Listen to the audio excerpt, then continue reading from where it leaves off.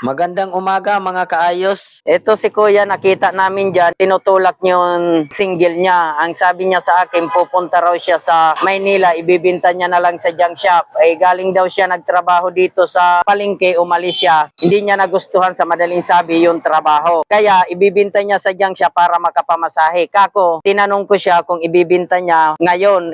Sabi ko, wag niya nang ibinta at bibigyan ko na lang siyang pamasahe. Ikaw Kuya, saan talagang probinsya mo nga?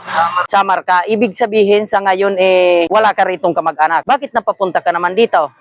Meron ho nag-ano sa akin ng trabaho sa General Trias talaga. Okay, ngayon. Nagtrabaho ako doon sa karnihan ko. Oo. Kababayan ko naman. Oh, Okay naman nasimula kasi nung tumagal, okay. ginawa ko, umalis ako. Ngayon yung kapitbahay namin doon na nagtutulong, ay kapatid dito. Oo. Alam nila kung paano ako magtrabaho, Oh, paano ako kasigap.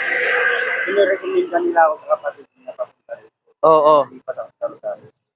Ngayon, hindi ka na babalik muna doon sa karnihan sa General Trias, doon sa nag-recruit mismo talaga sa inyo. Ngayon, saan ang balak mo talaga ngayon pumunta? Paano kung wala ka naman doon pupuntahan? Wala ako. Wala ka bang contact number para... Yun nga po binila namin cellphone. Yung contact number lang po yung pero the rest wala na po. Wala kang contact doon? Lang po kung nakakapag-online na. Ngayon, ang maibibigay kong kaunting tulong sa'yo, wag mong ibibinta yung motor mo, iiwan natin sa barangayan. Ngayon, pag iwan mo sa barangay, pwede mong balikan at kung pa-Maynila ka lang naman, bibigyan kita ng pamasahe mo yan, kahit papaano makakatulong na rin yan sa'yo. Kasi ito nga mga kaayos, nakita ko to dito, tinutulak. Kaya sabi ko sa kanya, hilahin ko siya, akala ko nawalaan siya ng gas. Yung pala, hindi niya napaandar, binili niya raw din to. Kako, wag niya nang ibinta at dadalhin namin sa barangay yung motor niya, iiwan namin doon para siya, bibigyan ko na lang ng kaunting tulong, makapamasahe siya papunta doon sa Maynila. Kasi siya raw may alam naman na trabaho at marunong siya magmassage. Kaya sa ngayon, papunta na muna kami doon sa barangay para iiwan ko yung motor niya doon. Wag niya na ibinta at ako magbibigay na rin sa kanya ng kahit kaunting tulong lang. Pagpapatuloy ko to mamaya. Papunta na kami sa barangay.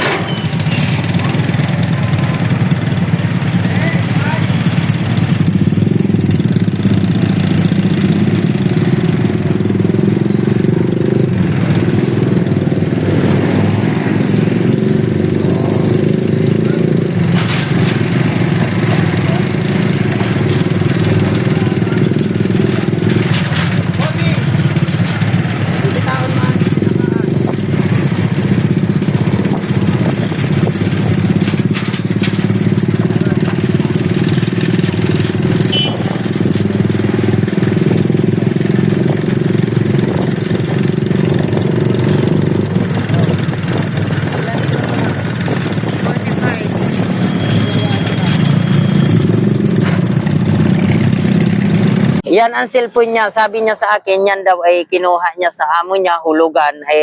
Hindi pa naman niya nababayaran at ang sabi niya sa akin, ibabalik daw niya. Kaya sabi ko sa kanya, pumunta na siya. Siyempre, respetado rin natin ang bawat isa. Sabi niya, wag na raw i-videohan yung may-ari ng cellphone at yung dating amo niya. Kaya sinunod ko na rin siya. Ayan, papunta na nga siya. Doon niya yun. Hihintayin ko na lang siya ang pagbalik niya dito kasi ihahatid ko siya doon sa sakayang papuntang Manila. Doon niya siya, papunta na siya doon sa dating amo niya.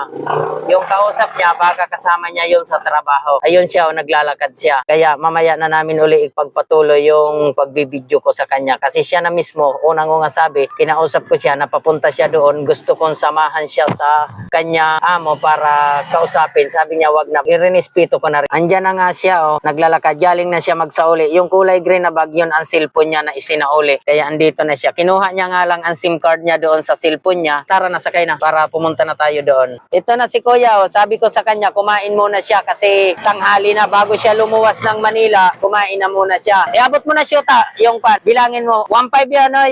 Yan maliit lang yan na bagay, makakatulong na rin sa iyo yan. Magkano? Okay, sige. Ngayon, kung kailangan mo, kunin yung motor sa barangay, mag-text ka sa akin at pupuntahan natin, sasamahan uli kita. Kasi siya, doon naman siya sa Manila pupunta, maghahanap siya ng trabaho. Pero siya, taga Samar mismo. Mga kaayos, hindi ko na na nga pala na isama yung napag-usapan namin sa barangay. Ayan na siya, papunta na siya sa tinuro ko na kakainan niya. Saka tinuro ko na rin sa kanya yung sakayang papuntang Manila. At sa lahat ng mga nanood, maraming salamat. Ang God bless to all.